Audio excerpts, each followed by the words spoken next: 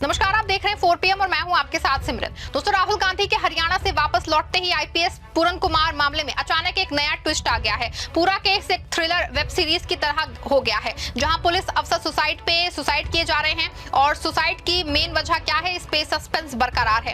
एक तरफ आईपीएस पूरन कुमार का परिवार उनकी लाश को रख के डीजीपी के हटाने की मांग कर रहा है, दूसरी ओर रोहतक में एक और एएसआई पोस्ट पे तैनात पुलिस अफसर ने खुद को गोली से उड़ा लिया है और एक 5 पन्ने का सुसाइड नोट छोड़ते हुए आईपीएस पूरन को जिम्मेदार ठहराया है। आपको बता दें कि जिस तरह से आज ही शत्रुजीत कपूर को प्रदेश सरकार ने छुट्टी में भेजा है और एएसआई ने आज अचानक खुद को गोली मार के ना सिर्फ सुसाइड किया है, बल्कि अब वो पूरे मामले में पूरन को गुनहगार होने और शत्रुजीत को बचाने का बड़ा प्रयास होता दिख रहा है। ऐसे में पूरा मामला पेचीदा हो गया है और कहीं ना कहीं अब ये बात साफ होती दिख रही है कि अंदर खाने में कुछ ना कुछ तो बहुत बड़ा है, जिसको ना सिर्फ छिपाने का बड़ा खेल चल रहा है, बल्कि दो अफसरों का सुसाइड इस बात की गारंटी है कि हरियाणा में कानून व्यवस्था ना सिर्फ फेल है, बल्कि पूरे केस में अंदर खाने में शायद कई बड़े राज दफन है।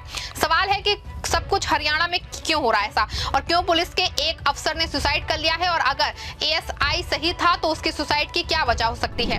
दोस्तों, आईपीएस पूरन कुमार 2001 बैच के हरियाणा कैडर के एक सीनियर आईपीएस थे, जो रोहतक रेंज के आईजी के रूप में सेवा दे रहे थे। 29 सितंबर 2025 को उन्हें अचानक ट्रांसफर कर दिया गया संरिया जेल की पुलिस ट्रेनिंग सेंटर पे।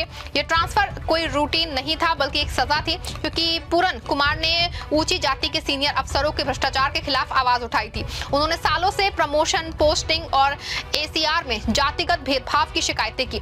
पंजाब एंड हरियाणा हाईकोर्ट में भी केस लड़े, लेकिन सैनी सरकार ने उनकी एक ना सुनी। 7 अक्टूबर 2025 को दोपहर करीब 1:30 पे उनकी बेटी ने चंडीगढ़ के सेक्टर 11 वाले घर के बेसमेंट में उन्हें मृत पाया। सिर में गोली लगी हुई थी, हाथ में सर्विस पिस्टल, कमरे में खून बिखरा था, कंबल ओढ़ा हुआ था। फोरेंसिक टीम ने सीन क्राइम को सील किया, लेकिन सबसे बड़ा सवाल दोस्तों कि एक 8 पेज का फाइनल नोट जो उनके लैपटॉप के ड्राफ्ट में मिला, जिसमें उन्होंने 16 सीनियर आईएएस और आईपीएस अफसरों के नाम लिखे। हरियाणा डीजीपी शत्रुजीत सिंह कपूर, पूर्व रोहतक एसपी नरेंद्र बिजरनिया, अमिताभ संजय कुमार समेत आरोप, खुला जातिगत भेदभाव, मानसिक उत्पीड़न, पब्लिक में अपमान। पूरन ने लिखा कि कैसे डीजीपी कपूर ने उन्हें दलित कह के नीचा दिखाया, कैसे बिजरनिया ने रोहतक में उनकी इमेज खराब की। ये नोट ईमेल के जरिए कई अफसरों को भेजा गया था, लेकिन किसी ने कार्रवाई नहीं की। आपको बता रहे कि 14 अक्टूबर तक यानी एक हफ्ता बीत गया, लेकिन लाश मोर्चरी में सड़ रही है।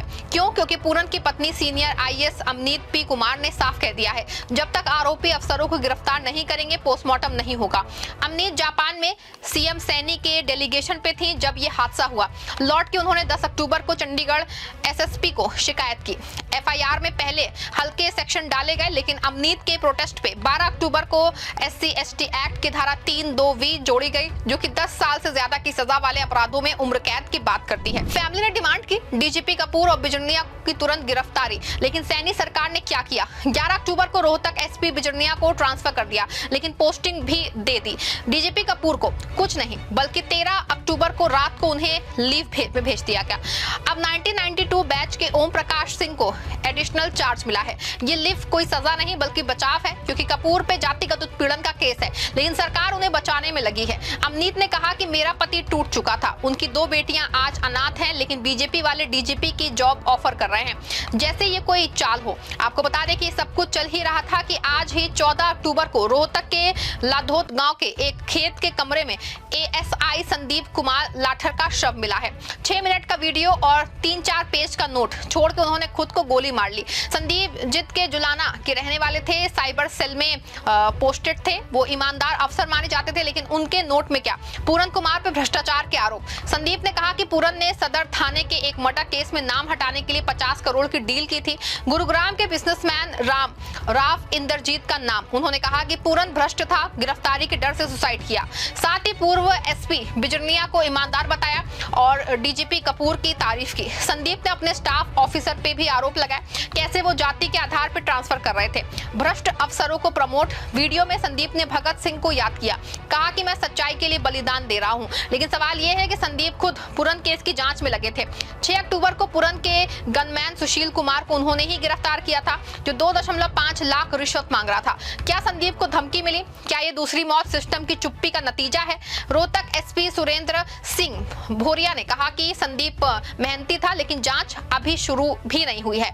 आपको बता दें कि ये 2 मौतें हरियाणा पुलिस को हिला रही हैं। 10 अक्टूबर को चंडीगढ़ पुलिस ने एफआईआर दर्ज की अबेटमेंट 2 सुसाइड के तहत। 6 मेंबर स्पेशल इन्वेस्टिगेशन टीम बनी, जिसके हेड आईजी पुष्पेंद्र कुमार हैं, लेकिन फैमिली संतुष्ट नहीं है। 12 अक्टूबर को महापंचायत हुई, जहां 31 member committee justice for Y Puran Kumar ने 48 घंटे का अल्टीमेटम दिया। प्रोटेस्ट हुए, यूथ कांग्रेस वर्कर्स की डिटेन उनको किया गया। National commission for scheduled caste ने रिपोर्ट मांगे। पॉलिटिक्स में क्या, विपक्ष ने बीजेपी को घेरा। 14 अक्टूबर को leader of opposition Rahul Gandhi ने अमनीत और उनकी बेटियों से वो मिले, कहा कि ये एक फैमिली की नहीं, पूरे दलित समाज की इज्जत का सवाल है। सिस्टम ने पुरन को तोड़ा। मोदी जी और सैनी जी वादा निभाओ। यूनियन मिनिस्टर रामदास अठावले ने कहा कि गिल्टी को सजा मिलेगी। आपको बता रहे दोस्तों कि आईपीएस पुरन कुमार का मामला हो या फिर एएसआई के सुसाइड का, दोनों मामलों में कहीं ना कहीं भ्रष्टाचार का एंगल है। 6 अक्टूबर को सुशील कुमार की गिरफ्तारी से साफ पुरन के करीबी रिश्वत मांग रहे थे, लेकिन दोस्तों पुरन ने खुद नोट में इनकार किया। संदीप की जांच से क्या निकलेगा? लैपटॉप जो अमनीत से मांगा गया वो CFSL जाएगा। ईमेल टाइमिंग चेक होगी, लेकिन सवाल यह है कि क्या एसआईटी निष्पक्ष होगी या सैनी सरकार सब दबा देगी? ऐसे में 2 अफसरों की सुसाइड, एक आईजी एक एएसआई, क्या दोस्तों ये संकेत नहीं है कि अंदर खाने में घोटाले चल रहे हैं?